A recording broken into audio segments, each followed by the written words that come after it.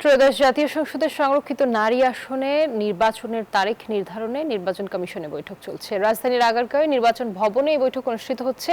EC কর্মকর্তারা বলছেন, বৈঠক শেষে নির্বাচনের তফসিল ঘোষণা হতে পারে। সংরক্ষিত নারী আসনের ভোটকে সামনে রেখে সংসদে প্রতিনিধিত্বকারী রাজনৈতিক দল ও স্বতন্ত্র সংসদ সদস্যকে প্রথমে চিঠি দেয় ইসি। সংসদ নির্বাচনের গেজেট প্রকাশের দিন থেকে ৩০ কার্যদিবসের মধ্যে রাজনৈতিক দলগুলোকে জোটগতভাবে নির্বাচন করবে কিনা সেই বিষয়ে ইসিকে সিদ্ধান্ত জানাতে হয়। এই সময়সীমা ৫ এপ্রিল শেষ হয়েছে।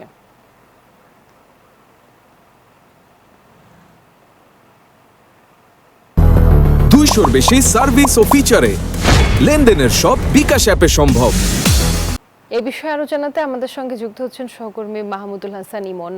ইমন, বৈঠকের বিষয়ে সর্বশেষ জানাবেন, এখন কি কার্যক্রম চলছে, বৈঠকে কি বলছেন?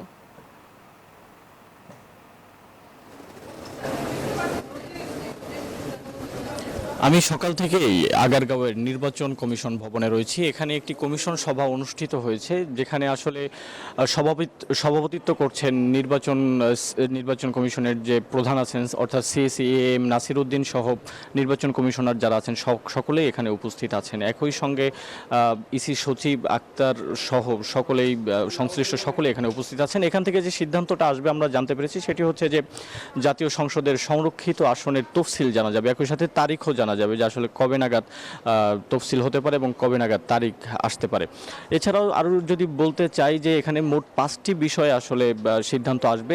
একটি হচ্ছে সংরক্ষিত নারী আসন, সেটি তো আসবেই। এছাড়াও আগামী যে 9 এপ্রিল যে শেরপুর 3 আসনে যে নির্বাচন হতে যাচ্ছে এবং বগুড়াতে যে 2টি উপনির্বাচন হতে যাচ্ছে, এগুলোর বিষয়ে সিদ্ধান্ত আসবে।